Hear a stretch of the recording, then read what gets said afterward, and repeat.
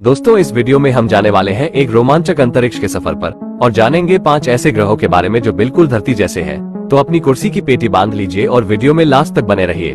दोस्तों अपने स्पेसशिप को ले चलते हैं अपने लिस्ट के 5वें ग्रह की ओर जो धरती से 39 लाइट ईयर्स दूर एक सोलर सिस्टम में मौजूद है। तो दोस्तों हम पहुंच गए हैं ट्रेपिस्ट-1 सोलर सिस्टम में, जहां 7 प्लैनेट एक सन से भी छोटे तारे को ऑर्बिट कर रहे हैं। पर इन 7 ग्रहों में से 3 ही ग्रह ऐसे हैं जो अपने तारे से हैबिटेबल जोन में मौजूद है, यानी कि इन तीनों ग्रहों पर लाइफ पॉसिबल हो सकती है। पर हम जिस ग्रह की तलाश में इतनी दूर आए हैं उसका नाम है ट्रेपिस्ट-1। ये हमारे धरती से थोड़ा ही छोटा है और ये ग्रह ना ही ज्यादा ठंडा और ना ही ज्यादा गर्म है, इसलिए इस ग्रह पर लिक्विड वाटर मौजूद है और ये ग्रह फ्यूचर में हम इंसानों के लिए अगला घर भी हो सकता है। तो दोस्तों अब अपने स्पेसशिप को लिस्ट के चौथे नंबर प्लैनेट की ओर ले चलते हैं जो करीब 2340 लाइट ईयर्स दूर है। और काफी लंबा सफर तय करने के बाद हम फाइनली पहुंच गए हैं केप्लर-69 सोलर सिस्टम में, जहां 2 ग्रह हमारे सन जैसे तारे को ऑर्बिट कर रहे हैं, जिनमें पहला ग्रह है केप्लर-69b और दूसरा है केप्लर-69c।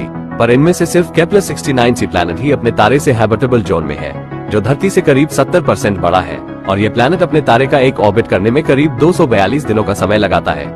इस ग्रह पर आपको पानी के समुद्र और झीलें देखने को मिल सकती है। दोस्तों कुछ वैज्ञानिकों का कहना है कि इस ग्रह पर पहले से ही जीवन मौजूद हो सकता है, मतलब कि पहले से ही यहाँ पर पेड़ पौधे या किसी तरह का जानवर मौजूद हो सकते हैं और यहाँ तक कि इस प्लैनेट के पास एक या उससे ज्यादा मून भी हो सकते हैं और यही चीज इस प्लैनेट को काफी खास बनाती है। तो दोस्तों अब चलते हैं हमारे लिस्ट के तीसरे नंबर प्लैनेट की ओर जो धरती से करीब 580 लाइट ईयर्स दूर है। ये प्लैनेट केप्लर-186 नाम के एक सोलर सिस्टम में मौजूद है, जहाँ 5 ग्रह एक लाल बौने तारे का चक्कर लगा रहे हैं। पर हम जिस प्लैनेट की तलाश में यहाँ आए हैं उसका नाम केप्लर-186f है। इस प्लैनेट का आकार करीब हमारे धरती जैसा ही है और ये अपने तारे से हैबिटेबल जोन में भी मौजूद है, इसलिए यहाँ पर भारी मात्रा में पानी मौजूद है। केप्लर-186 अपने तारे का एक ऑर्बिट करने में करीब 130 दिनों का समय लगाता है और सबसे खास बात यह है कि इस प्लैनेट पर आपको पेड़ पौधे भी देखने को मिल सकते हैं। पर ये पेड़ पौधे धरती की तरह ग्रीन नहीं बल्कि रेड दिखाई देंगे, क्योंकि ये तारा हमारे सन से काफी ठंडा और लाल है, इसलिए जो फोटोसिंथेसिस होगा वो इस तारे के रेड वेवलेंथ फोटोन से इन्फ्लुएंस होगा और जितने भी प्लांट्स होंगे वो रेड दिखाई देंगे और आपको इस प्लैनेट पर कुछ इस तरह का नजारा देखने को मिलेगा। तो दोस्तों अब बारी है अपने लिस्ट के दूसरे नंबर प्लैनेट की। तो चलिए चलते हैं केप्लर-442b प्लैनेट की ओर जो धरती से करीब 1206 लाइट ईयर्स दूर मौजूद है। दोस्तों इस प्लैनेट को धरती से भी ज्यादा हैबिटेबल माना जाता है, क्योंकि धरती को 0.829 रेटिंग मिला है और वही केप्लर-442b प्लैनेट को 0.836 रेटिंग मिला है।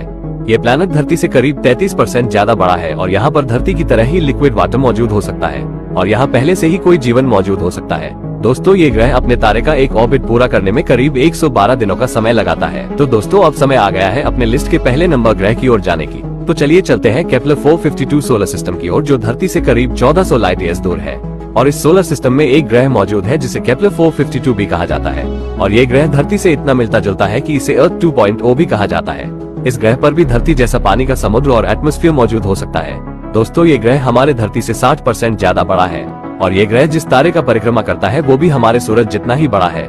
दोस्तों हमारी पृथ्वी सूरज का एक परिक्रमा 365 दिनों में करती है, वही केप्लर-452b ग्रह अपने तारे का एक परिक्रमा 384 दिनों में करता है। हमारी धरती सूरज से 150 मिलियन किलोमीटर दूर है और केप्लर-452b ग्रह अपने तारे से 156 मिलियन किलोमीटर दूर है, यानी कि ये ग्रह भी अपने तारे से उतना ही दूरी पर है जितना धरती है। दोस्तों अभी तक जितने भी ग्रह खोजे गए हैं ये उनमें सबसे ज्यादा धरती से मिलता है। तो दोस्तों इनमें से आपका फेवरेट ग्रह कौन सा है, कमेंट करके जरूर बताएं।